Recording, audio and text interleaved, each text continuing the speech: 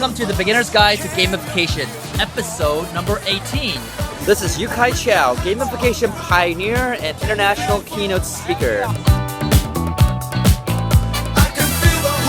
And I'm here to help you go from gamification beginner to gamification master! So in this episode, I'd like to just kind of cover some agenda items to really reconvene with you, my students now, and let you know what are my plans for the course, what you've learned so far, give you some basic ideas. So this is basically not about teaching gamification, but more about telling more about this course, or this beginner's guide to gamification. I think at this point, it's pretty much, if you've just learned one thing, you should not start out with game mechanics. Don't think about where you should put badges.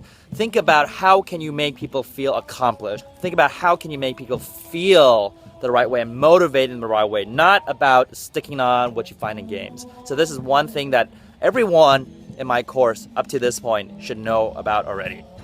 So for the next few episodes, we're going to talk about things like getting into more detail in terms of black hat versus white hat gamification, left brain versus right brain, which happens to be intrinsic versus extrinsic motivation. Didn't expect that, did you? Or you did because you read my stuff. And then after that, we're going to go see how to use octalysis to understand other frameworks, self-determination theory, the 4 keys to fun, SAP status access power stuff.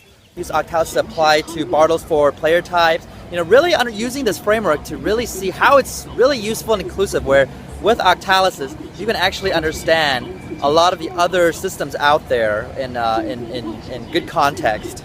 And then afterwards, we're gonna start diving into the 4 experience phases in more detail. I'll also talk about education and gamification, and then I'll move into more specific applications, in an enterprise space, competition, different game mechanics, different game elements, what are used when, examples, things like that. And hopefully you guys will learn the entire way through all 90 episodes. Now we're just laying the foundation of the framework of the concept, and once we have the foundation, the world is your oyster, even if you don't like to eat oysters. Sucks to be you.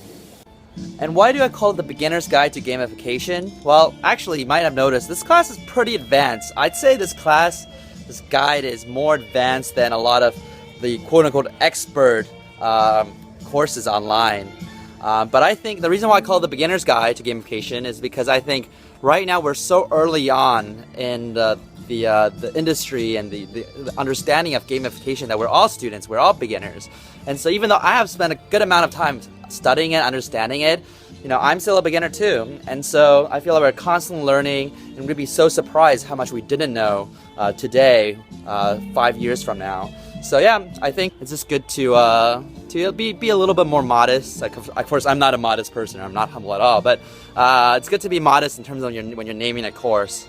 So don't feel like if you've been studying this for 2 years and you're still called a beginner, you're like, no, I don't want to be a beginner more, right? So anyway, that's just something good to keep track of and pay attention to. Some of you might complain that, wow, 90 episodes, that's a lot of time, right?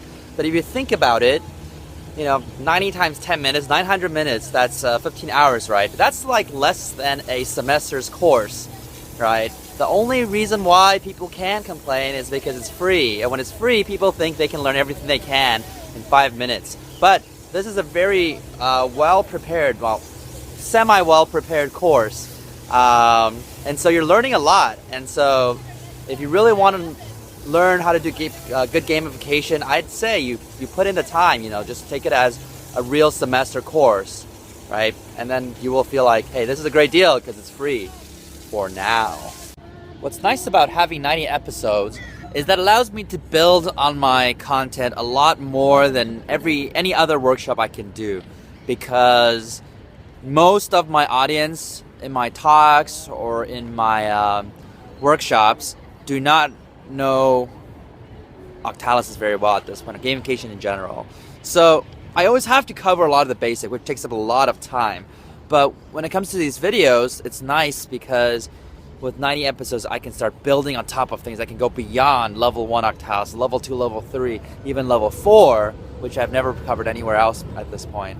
So yeah, it will take some time to finish the episodes, but I think it will be worth it. And regardless if gamification stays around or not, it's irrelevant because the human emotions, human motivation will not change very much. So as long as you get users to change their behavior and increase your metrics, etc., I think it's gonna stay. It's useful knowledge to know. Honestly, when I first started the beginner's guide to gamification, I did not expect how busy I would be with gamification and clients and speaking.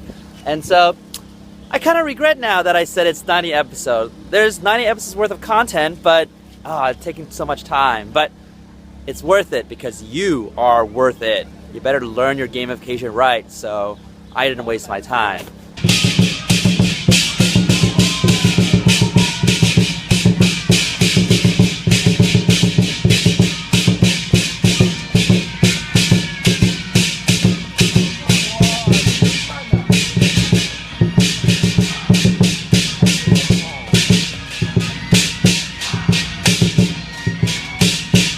I've also gotten a lot of submissions for the level 1 Gamification Octalysis certificate, and you know, I'm really trying not to just profit off of this stuff, but it is taking up some time, and like level 2 probably will be more advanced, higher requirement. Level 2 will probably be like a lot harder to get, and level 1's not easy either. I'm rejecting a lot of people, but but I don't want to make it to be something where I'm just trying to profit and give you guys a certificate. I want to make sure it means something without running out of like using up all of my time, right? So so what I have in mind, at least for the level 1 Octalysis certification, what I want is you guys can send as many submissions as you want, and if you just want to pass or no pass, if you just want a certificate and that's all, then it's free. Just send it to me, I'll look through it quickly, and then I'll send you a certificate if it passed. But if it doesn't pass, I'll just say no pass. But if you actually want some education, you want some feedback from it, then we'll have like a payment system, like $50.